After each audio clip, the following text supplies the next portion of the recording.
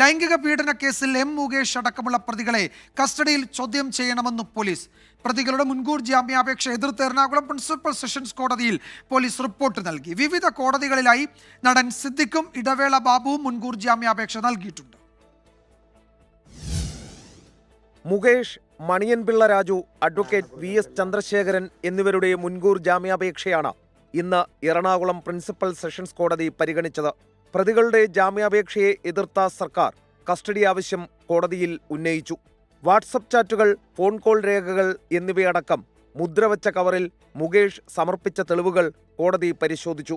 വാർത്താമാധ്യമങ്ങളിലെ പരാതിക്കാരിയുടെ പ്രതികരണങ്ങളും തെളിവായെത്തി.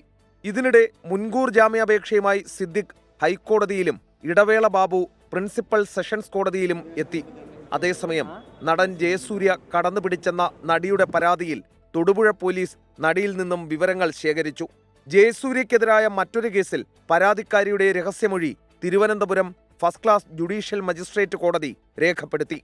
ഹേമ കമ്മിറ്റി റിപ്പോർട്ടിൽ സർക്കാർ നയരൂപീകരണമോ അടിയന്തര നടപടിയോ സ്വീകരിക്കണമെന്നാവശ്യപ്പെട്ട് അരുന്ധതി റോയ്, KR മീര, പ്രകാശ് രാജ്, രേവതി ലൗൾ ഉൾപ്പെടെയുള്ള 72 പേർ മുഖ്യമന്ത്രിക്ക് കത്തയച്ചു. ഇതിനിടെ ഹേമ കമ്മിറ്റി റിപ്പോർട്ടിൽ CBI അന്വേഷണം ആവശ്യപ്പെട്ട ഹൈക്കോടതിയിൽ പൊതുതാൽപര്യ ഹർജി എത്തിയിട്ടുണ്ട്. ശ്രീകാന്ത്, 24, കൊച്ചി.